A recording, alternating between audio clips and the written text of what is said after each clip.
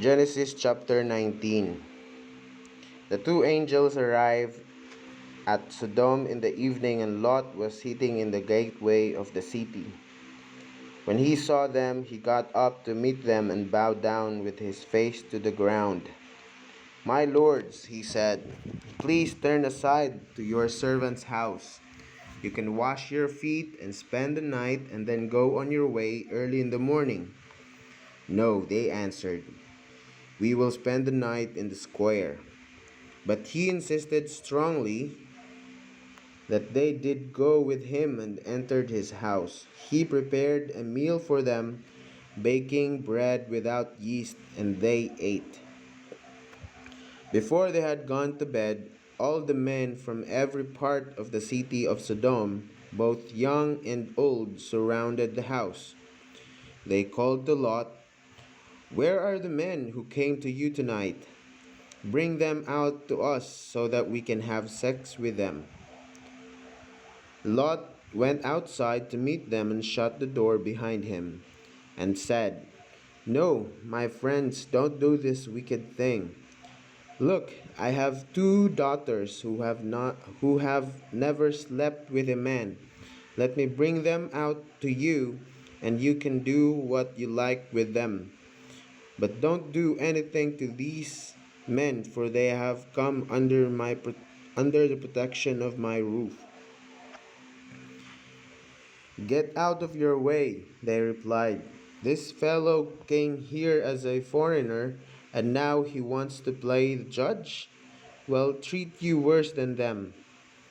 They kept bringing pressure on Lot and moved forward to break down the door. But the men inside reached out and pulled Lot back into the house and shut the door. Then they struck the men who were at the door of the house, young and old, with blindness, so that they could not find the door. The two men said to Lot, "Do you have anyone else here? Sons in law, sons or daughters, or anyone else in the city who belongs to you? Get them out here, because we are going to destroy this place." The outcry to the Lord against its people is so great that he has sent us to destroy it. So Lot went out and spoke to his sons in law, who were pledged to marry his daughters. He said, "Hurry and get out of the place, because the Lord is about to destroy the city." But his sons in law thought he was joking. With the coming of dawn, the angels urged Lot, saying, "Hurry, take your wife and your two daughters who are here, or you will be swept away when the city is punished." When he hesitated, the men grasped his hand and the hands of his wife and of his two daughters and led them safely out of the city, for the Lord was merciful to them.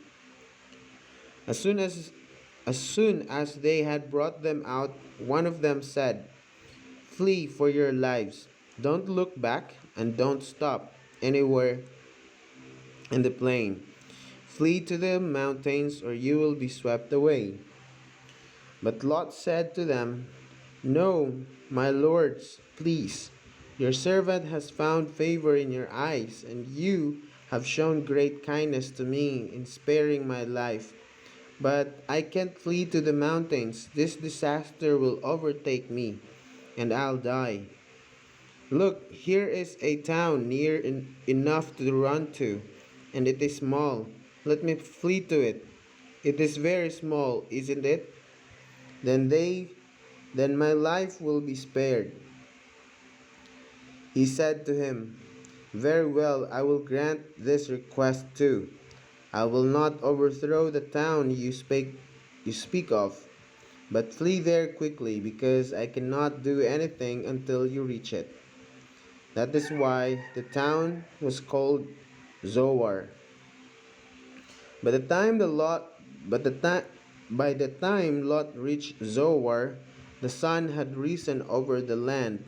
Then the Lord rained down burning sulfur on Sodom and Gomorrah from the Lord out of the heavens. Thus he overthrew those cities and the entire plain, destroying all those living in the cities and also the vegetation in the land. But Lot's wife looked back and she became a pillar of salt. Early the next morning, Abraham got up and returned to the place where he had stood before the Lord. He looked down toward Sodom and Gomorrah, toward all the land of the plain, and he saw dense smoke rising from the land, like smoke from the furnace. So when God destroyed the city of the plain, he remembered Abraham, and he brought Lot out of the catastrophe that he overthrew the city where Lot had lived. Lot and his two daughters left Zoar and settled in the mountains, for he was afraid to stay in Zoar. He and his two daughters lived in a cave. One day, the older daughter said to the younger, "Our father is old and there is no man around here to give us children, as is the custom all over the earth. Let's get our father to drink wine and then sleep with him and preserve our family line through our father." That night they got their father to drink wine, and the older daughter went in and slept with him. He was not aware of it when she lay down or when she got up. The next day, the older daughter said to the younger, "Last night I slept with my father. Let's get him to drink wine again tonight, and you go in and sleep with him, so we can preserve our family line through our father." So they got their father to drink wine that night also, and the younger daughter went in and slept with him. Again, he was not aware of it when she lay down or when she got up. So both of Lot's daughters became pregnant by their father. The older daughter had a son, and she named him Moab. He is the father of the Moabites of today. The younger daughter also had a son, and she named him Ben-Amin. He is the father of the Ammonites of today. The word of the Lord, Genesis chapter 19. So this chapter here talks about the um, destruction of Sodom and Gomorrah. So of course, if we've read and listened to the previous chapter in Genesis chapter 18, we knew there that there were three men whom Abraham had served, okay, that night.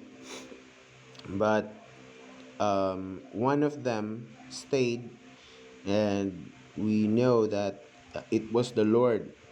Abraham uh, talked with the Lord, and they've Abraham also tried to bargain with the Lord to not to destroy the city of Sodom, but um, as they were talking, the Lord said, if there were 10 people who are righteous in the city, the Lord will not destroy it. So that means there were less than 10 people in the city who are righteous. And based from the story, we found out that it was Lot who is the only.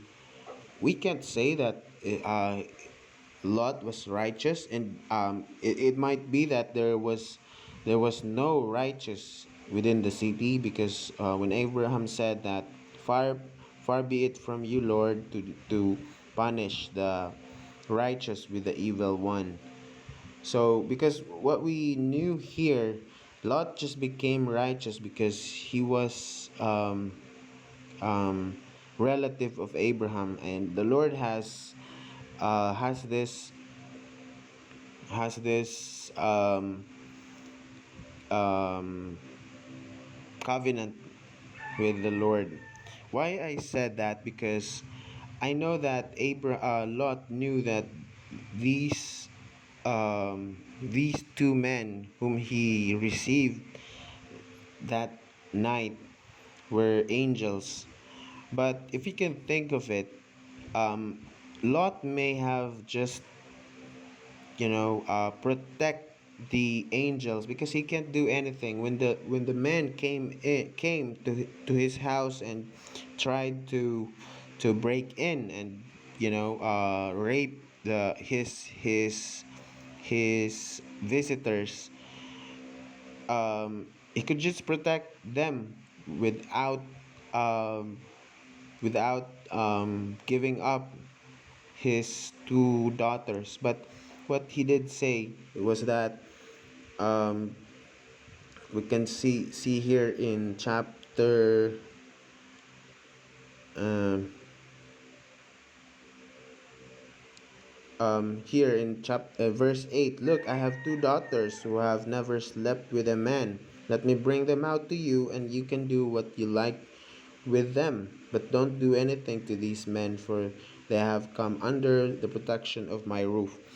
Now, Lot could have just protect the angels without giving up his daughters. They are his daughters, and you can see there the thwarted um, thinking when Lot started to live with these people in Sodom.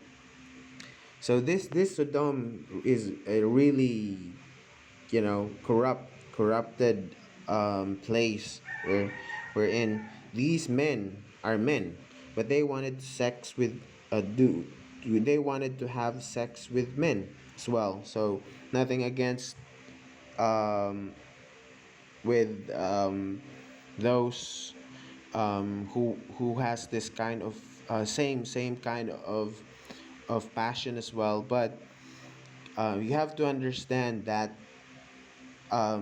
this is a thwarted emotion. It's not right emotion. It's not a right feeling and right um, thinking that you have to have sex with the same orientation because um, men or women's were created for men, and you know it was only that way that we can we can multiply, and that's the design of the Lord. So it is one, we can see here, it is one part of Sodom that the Lord was very angry because of this kind of um, sexual immorality in Sodom. So yeah, we can read more of this in the next chapter of the Bible, even in the New Testament. We can see more explanation about this. But for this chapter, we can see, so basically Lot's life and family were spared because of Abraham's faithfulness with the Lord, because of Abraham. So we can see here that on verse as soon as you can see in verse, where's that? Thus he overthrew the cities and the entire plain, destroying all those who living. So it stated here, God destroyed the plain, and Abraham had brought Lot out of the catastrophe that overthrew the city where Lot had lived. So because of Abraham, on this verse it says, because of Abraham, Lot's life was spared together with his family, but his wife was swept away. She became a pillar of salt. Why? Um, I for me, when they lived in Sodom, of course, they were being influenced by those people who live there. Okay, so we might think that we can think that they might being influenced, and they were living in a sinful nature, in a sinful environment. Right now, in our days, in our life, we might be living in a sinful life, whatever it is. um, you know, being angry to a person, or being a liar all the time, something like that. So, but when the Lord spared us, we must not look back, because if that's gonna happen, then we will be swept away. Okay?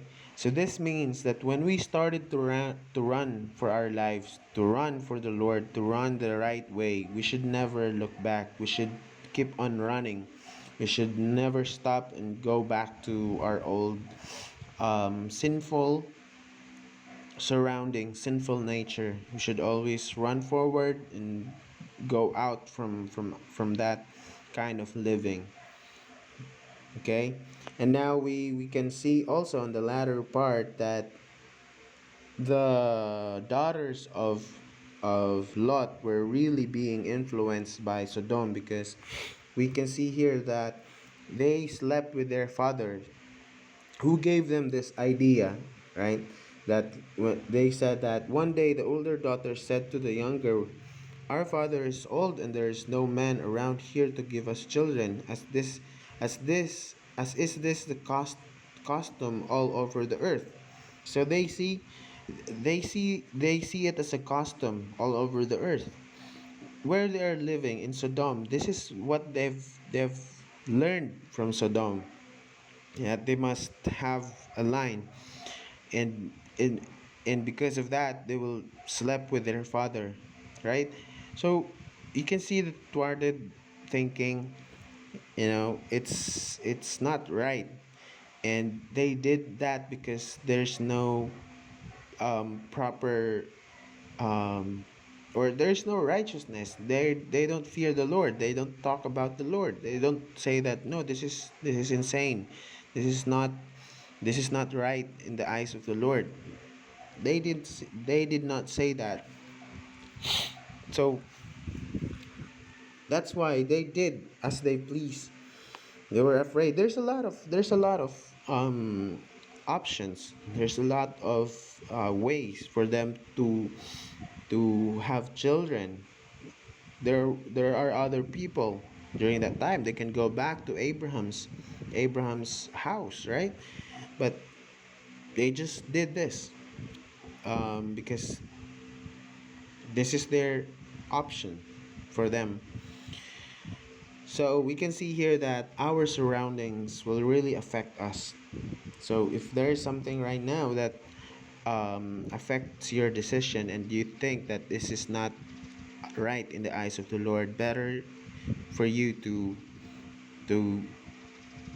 go away from that kind of surrounding, like avoid it, for you to preserve yourself and do what is right. So that's all I can share, and God bless you all.